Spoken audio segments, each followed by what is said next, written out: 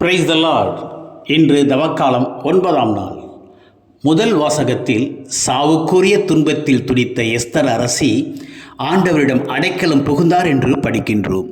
அவர் கடவுள் முன் தன்னை தாழ்த்தி, ஆண்டவரே, உமது கைவன்மையாலும் எங்களை காப்பாற்றும், ஆதரவற்றவளும் உம்மை தவிர வேறு துணையற்றவளுமாகிய எனக்கு உதவி செய்யும் என்று சொல்கிறார். இன்றைய நற்செய்தியில் ஆண்டவராகிய இயேசு தேடுங்கள், கண்டடைவீர்கள் என்று கூறுகிறார். இன்றைய காலத்தில் உலகை சார்ந்த பலவற்றை தேடுகிறோம். அவற்றுள் மிக முக்கியமான பங்கு வகிப்பது பணம். அதேபோல் இறுதியாகவும் ஒன்று தேடுவோம், அதுதான் மருத்துவமனை. நாம் எதை தேடினாலும் அது நமக்கு நிறைவு தருவதில்லை. ஆகவே நாம் தேட வேண்டியது என்னவென்று ஆண்டவர் கூறுகிறார். செப்பானியா 2ஆம் அதிகாரம் 3இல் மன தாழ்மையை தேடுங்கள். எசாயா 1ஆம் அதிகாரம் 17இல் நீதியை நாடி தேடுங்கள். எரேமியா 29ஆம் அதிகாரம் 7இல் நல் வாழ்வை தேடுங்கள் என்று கூறுகிறார். முதலாவது மன தாழ்மையை தேடுங்கள். எஸ்தர் அரசி மன்னரின் மனைவியாக இருந்தாலும் தன் மக்களை காப்பாற்ற கடவுளை தேடி அவர் முன் தன்னை தாழ்த்தி மன்றாடுகிறார். கடவுளும் அவரது மனத்தாழ்மையான மன்றாட்டை கேட்டு அவருடைய மக்களை மிகப்பெரிய ஆபத்திலிருந்து காப்பாற்றுகின்றார்.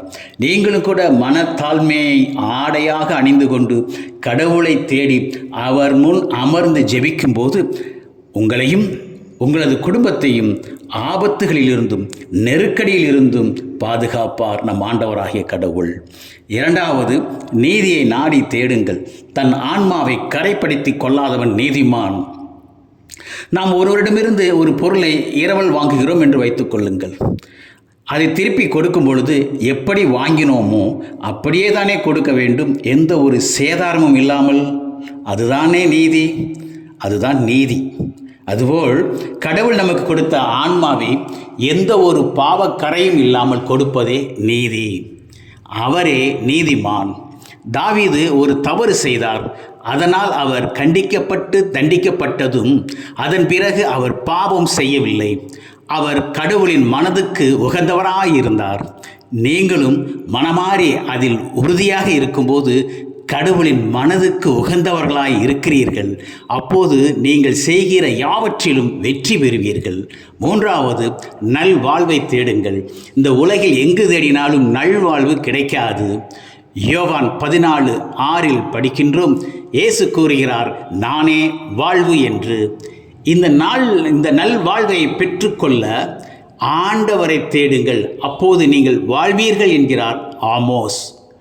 நற்செய்தியில் இயேசுவை தேடியவர்கள் எல்லாரும் சுகம் பெற்றார்கள், மீட்பு பெற்றார்கள், நல் வாழ்வை பெற்றார்கள்.